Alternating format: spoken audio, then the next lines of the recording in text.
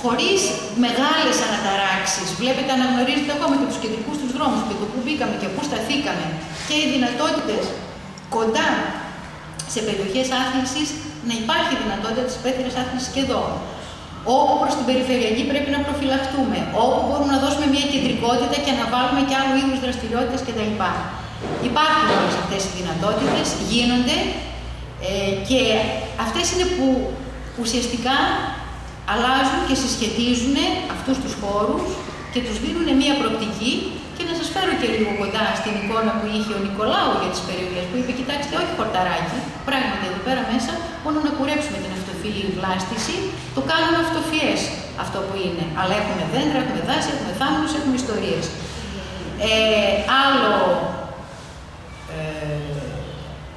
το στρατόπεδο του Μεγάλου Αλεξάνδρου, εικόνες θα σας τις περάσω, δεν θα σας εξηγήσω τι ο καθένας από τους φοιτητές μας ή φοιτητικές ομάδες κάνουν. Το στρατόπεδο του Πάγου του Μελά, όλα με μια λογική ανάλυση του τοπίου. Ποιος είναι αυτός ο χώρος, πώς κοινωνικά, οικολογικά και αντιληπτικά βρίσκεται σε αυτή την περιοχή και πώς θα χρησιμοποιηθεί καλύτερα από τους κατοίκους. Ποιο είναι το φυσικό δυναμικό, τι πάρκο θα σχεδιάσω για εδώ. Αυτό το πάρκο θα είναι διαφορετικό από το πάρκο που θα κάνω στην Κόβρα. Τελείως διαφορετικό. Δεν πάω να φέρω μοντέλα από το ένα στο άλλο.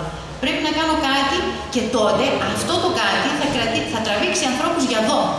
Θα σας φέρει στην περιοχή, εκτός από εσάς που θα χαρείτε πολύ αυτό το πράγμα, ό,τι έκανε η Αγία Βαρβάρα στη Δράμα. Ξέρετε πώς ανέβηκε η Δράμα μόνο και μόνο από τη διαμόρφωση του πάρκου των πηγών της Αγίας Βαρβάρας, πώς έγινε γνωστή σε όλο τον κόσμο και σε όλα τα βιβλία.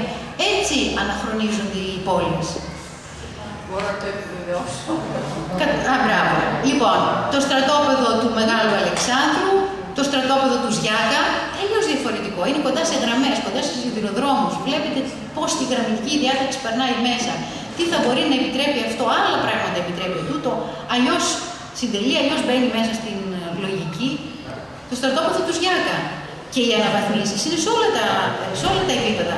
Το στρατόπεδο του Ζιάκα δεν έχει φυτέψει μέσα, δεν έχει τίποτα. Βλέπετε ολόκληρες περιοχές οι οποίες πλουτίζουν και εμπλουτίζονται με κάποιες λογικές. Μέσα σε αυτές τις λογικές είναι αυτή η οικολογική σχέση. Τι κάνει ο αέρας, πώς περνάει, τι κάνει, πώς μπορούν να μπουν, πώς να συντεριαστούν, πώς θα προφυλάξω από τόνα, πώς θα συνδέσω με τον οικισμό και διάφορα. Και τι είδους δραστηριότητες θα ενθαρρύνω ώστε να μου έρθει κόσμος, ώστε αυτόν τον κόσμο που θα μου έρθει μέσα να τον κρατήσω, να του δώσω ευχαρίστηση, να μην τον έχω νεκρό το χώρο.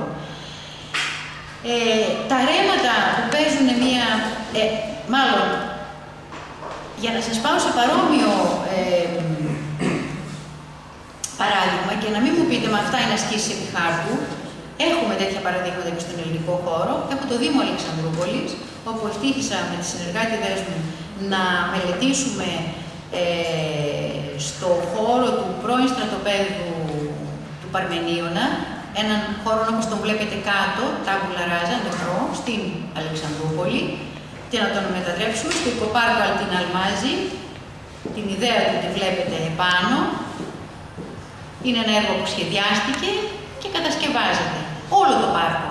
Με μεγάλη πολιτική συζήτηση την εποχή που έγινε πριν από 2 χρόνια που παρουσιάζονταν οι μελέτες, και στις μελέτες είχε αντιπολίτευση ο Δήμαρχος, όπου του λέγανε «Μα κάνει και το μισό στρατόπεδο σχολιά».